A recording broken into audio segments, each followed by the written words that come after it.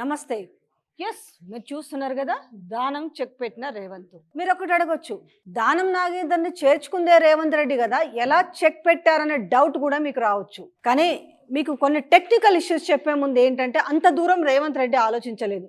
ఇన్ని technical issues ఉంటాయా, ఒక్కొక్కరుగా వస్తే, ఎందుకంటే ఆల్రెడీ నా సీటు చిరుగుద్దేమో, మరి పార్టీని కూలుస్తామంటున్నారు. ఒకవైపు వీళ్ళకి 39 సీట్లు ఉండే, మరొక వైపు వాళ్ళకు ఒక 8 ఉండే, ఎంఐఎంకి ఒక 7 ఉండే, ఇవన్నీ కలుపుకొని ఏమన్నా చేస్తారా అనే ఒక డౌట్ మొదలైంది రేవంత్ రెడ్డికి. పోనీ పరిపాలన ఏమన్నా మంచిగుందా అనంటే అది ఒకటి లేకపోవడం, ఇచ్చిన హామీలు నెరవేర్చలేకపోవడం, రెండోది ఈయన కింద ఉన్న సీనియర్లే ఈయన కింద పొగబెట్టడం, ఇవన్నీ చూస్తుంటే నయాన్నో భయాన్నో బెదిరించో అదిరించో బతిమలాడుకోనో సో వచ్చిన వాళ్ళకు కండవ కప్పుకుంటూ పోతున్నాడు రేవంత్ రెడ్డి. కానీ దాని తర్వాత వచ్చే పరిణామాల గురించి అటు జాయిన్ అవుతున్న వాళ్ళు ఆలోచించలేదు. పోనీ కండవ కప్పుతున్న ఆయన కూడా రేపు టెక్నికల్ ఇష్యూ వస్తుంది, రేపు మరి డిస్క్వాలిఫై అయితే కష్టం కదా అనేది కూడా, ఒకటి యాంటీ డిఫెక్షన్ లా అనేది ఉంది కదా అనేది మరి జాసం మరిచిండి అనుకోవచ్చా? లేదులే అప్పటివరకు చూద్దాము, ఎట్లాగూ మన స్పీకరే ఉన్నాడు కాబట్టి దీన్ని నానుస్తూ పోతారు, అవసరమైతే వీళ్ళు సుప్రీంకోర్టుకు పోతారు, దాని తర్వాత హైకోర్టుకు పోతారు, హైకోర్టు నుంచి సుప్రీంకోర్టుకు పోతారు, పెద్ద కాలయాపన జరుగుతుంది.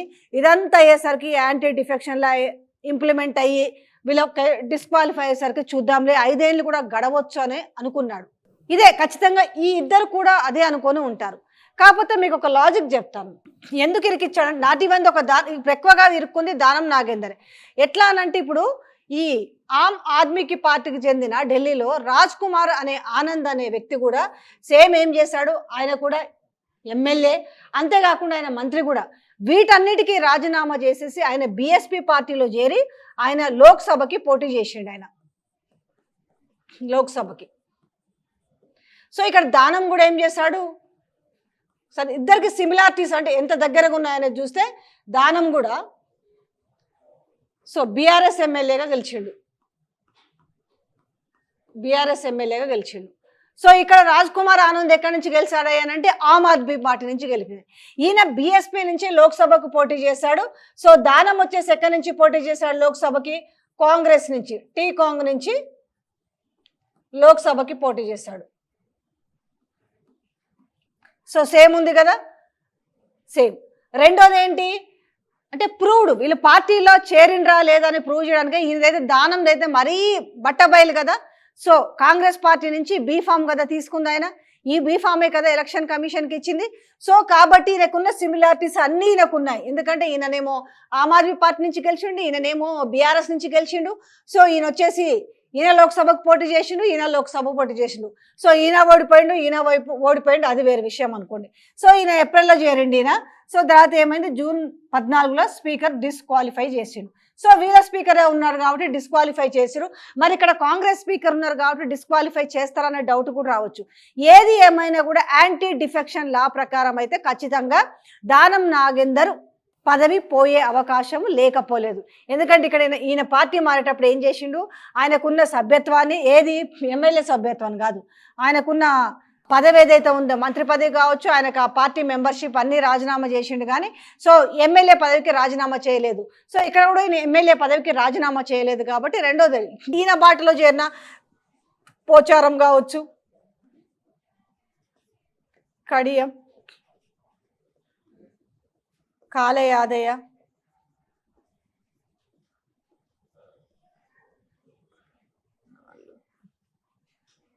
సంజయ్ కుమార్,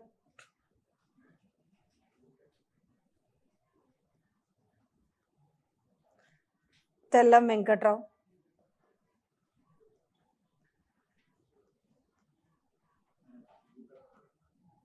సో కృష్ణమోహన్ రెడ్డి.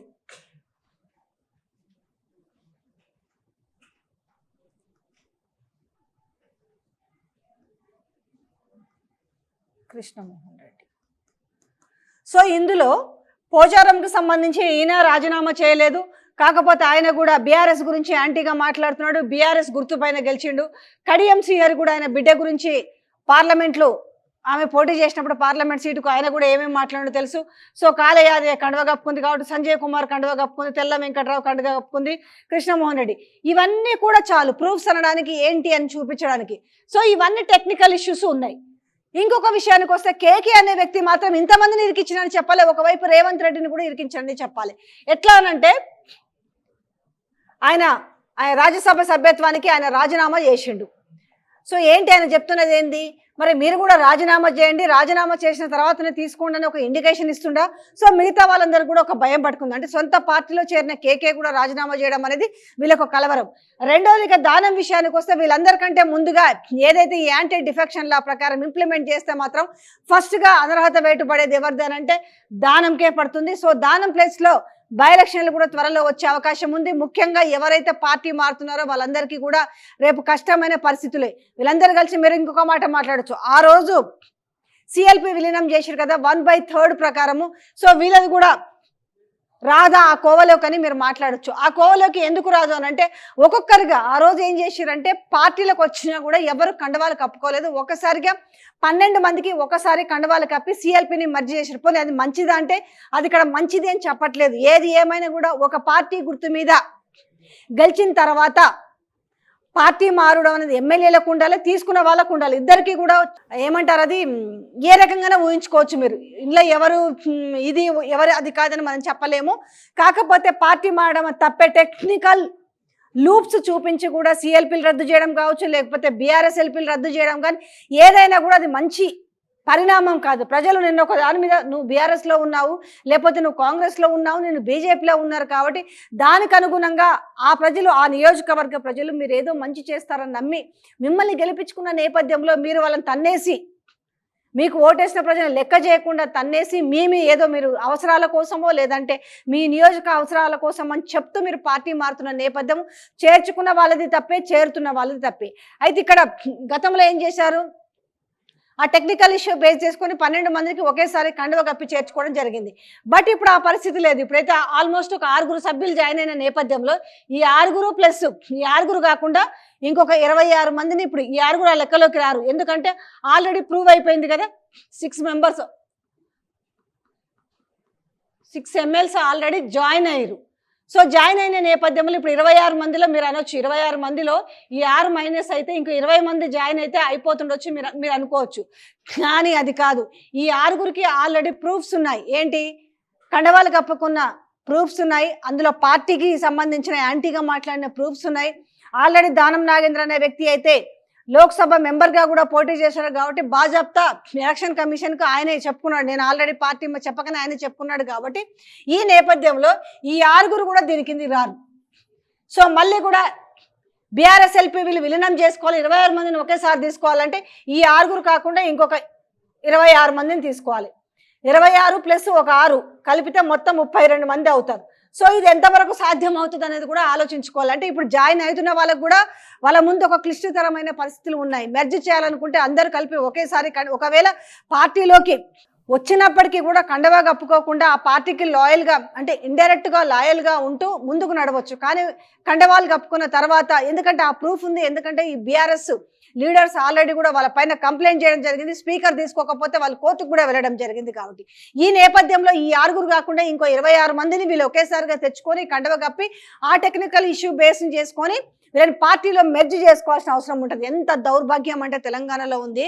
ఇవాళ చంద్రబాబు నాయుడు వస్తున్నాడంటే ర్యాలీకి పర్మిషన్ ఇస్తున్న నేపథ్యం కనపడుతుంది. అదే ఈరోజు నిరుద్యోగులు మా 46 జీవో గురించి కావచ్చు, గ్రూప్ 1, గ్రూప్ 2, 3 పోస్టులు పెంచమని కావచ్చు, లేకపోతే గ్రూప్ 1 మెయిన్స్లో 1:100 బేస్లో చెయ్యండి అంటే వీళ్ళు 1:50 రేషియోలో పోతున్న నేపథ్యంలో నిరుద్యోగ వృత్తి కావచ్చు, ఇవన్నీ వాటిని పరిష్కరించండి అంటూ ఈరోజు మళ్ళీ కూడా ఉద్యోగం మార్చి చేస్తున్న నేపథ్యంలో ఇలా మనం చూసినాము. తెలంగాణ పబ్లిక్ సర్వీస్ కమిషన్ దగ్గర ఎంతెంత బ్యారికేడ్స్ వేశారు, ఏ రకంగా వాళ్ళని సతాయిస్తున్నారు. కనీసం వాళ్ళకు పర్మిషన్ కూడా లేదు. ఏమైంది, మాది ప్రజాపాలన, ఎవరైనా స్వేచ్ఛగా వాళ్ళ అభిప్రాయాలు తెలియజేయవచ్చు అని చెప్పిన రేవంత్ రెడ్డి ఈరోజు తెలంగాణలో ఎలాంటి నిరంకుశ పాలన ఉందో అర్థమవుతుంది. సో వీళ్ళకు వచ్చిన ప్రాముఖ్యత ఒక విధంగా ఎవరైతే పార్టీ మారుతున్నారో వాళ్ళ గొంతుల్ని బరాబర్ రేవంత్ రెడ్డి కోస్తున్నాడు. సో మీరు కూడా ఒకసారి చూసుకోండి. ఎందుకంటే ఎప్పుడు ఒకలాగుండవు టెక్నికల్ ఇష్యూస్, ఏదో ఒక ముడి పెట్టి తప్పించుకోవచ్చు అనుకుంటున్నారు. బట్ ఎంతమంది మారితే అంతమంది అన్ని నియోజకవర్గాల్లో బై ఎలక్షన్స్ మాత్రం వచ్చే అవకాశం ఉంది. ఆ బై ఎలక్షన్లో మరి పార్టీని మారిన వారు విజయం సాధిస్తారా, ప్రజలు మిమ్మల్ని హక్కులో చేర్చుకుంటారా లేరా అని కూడా ఆలోచించుకోవాలి.